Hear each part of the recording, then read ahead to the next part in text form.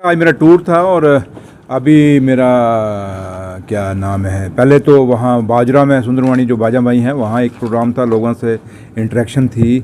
और उसके बाद ये तराट जो गुरु रविदास मंदिर है वहाँ उनका एक प्रोग्राम था। उसके बाद मानपुर गुरु रविदास मंदिर है वहाँ पे प्रोग्राम था और ये अटेंड किया। और उसके बाद अब एक आधा सोशल प्रोग्राम है। उसके बाद मेरा प्रोग्राम है कि लंबेड़ी के अंदर जो एक कॉन्फ्रेंस हॉल और एक कम्युनिटी हॉल का जो वहाँ अधूरा काम पड़ा हुआ था 11-12 साल से, वहाँ उसको मैंने 1 करोड़ रुपया वहाँ दिया है। तो अब उस काम को भी देखने जा रहा हूँ, क्योंकि आम लोगों के लिए हमने बना हुआ है और आम लोगों के हवाले करना है ताकि लोग अपने बच्चों का वहाँ पे शादियाँ कर सकें, कोई सोशल फंक्शन है वो कर सकें। क्योंकि जब खेती बाड़ी लगी होती है तो लोगों को फंक्शन करने मुश्किल हो जाते हैं। तो वहाँ हमने बाबा साहब भीमराव अम्बेडकर साहब के नाम पे वो कॉन्फ्रेंस हॉल रखा है।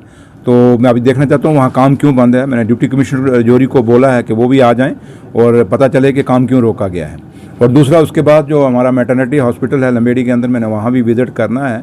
और ये टूर है कि मिक्स है, कुछ धार्मिक प्रोग्राम हैं, कुछ अपने जो, क्योंकि मैं इंचार्ज मिनिस्टर हूँ पीडब्ल्यूडी का और मेरा फ़र्ज़ बनता है कि कुछ काम, जैसे अब मैं ये डाक बंगला जो हमारा काम शुरू है नौशहरा में, इसको भी देखने अभी यहाँ पे आया हूँ।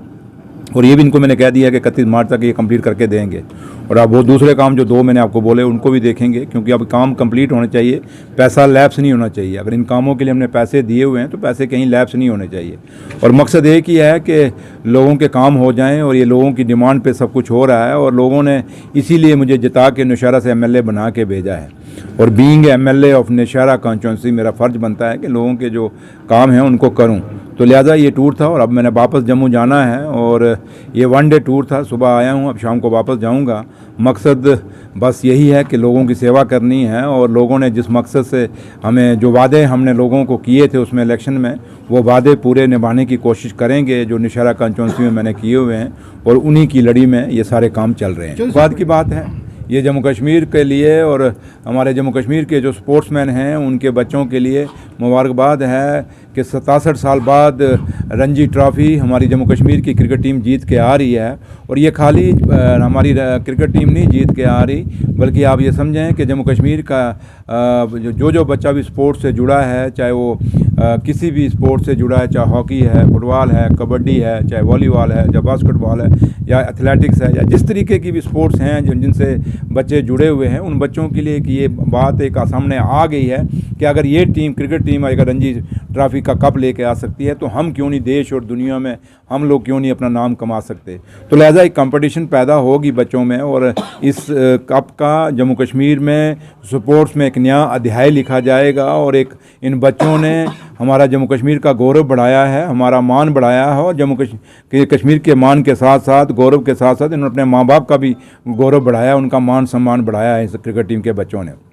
तो लिहाजा अब BCCI से भी हम उम्मीद करेंगे कि ये बच्चे जो रणजी ट्रॉफ़ी का मैच जीत के आए हैं आज, ये अब इनको इंडियन जर्सी भी BCCI पहनने का मौका देगी, ताकि जम्मू कश्मीर से 2-3 बच्चे जब इंडियन टीम की जर्सी पहनेंगे तो फिर बाकी बच्चों में भी कंपटीशन होगी और बाकी स्पोर्ट्स में भी बच्चों को एक हौसला मिलेगा। उससे जम्मू कश्मीर के स्पोर्ट्स को एक नया बूस्ट मिलेगा। और इसमें मैं अपने पार्टी के मेरे लीडर और मेरे कायद और जम्मू कश्मीर के मुख्यमंत्री जनाब उमर अब्दुल्ला साहब को भी क्रेडिट देना चाहूँगा कि आपने देखा कि पिछले 1 साल में चाहे खेलो इंडिया हुआ या स्पोर्ट्स की कोई भी इवेंट हुई, चाहे वो मैराथन कश्मीर में हुई, जम्मू में हुई, बॉम्बे में हुई, हर जगह ऑनरेबल चीफ मिनिस्टर साहब ने फ्रंट पर जाके गए और इन चीज़ों में पार्टिसिपेट किया।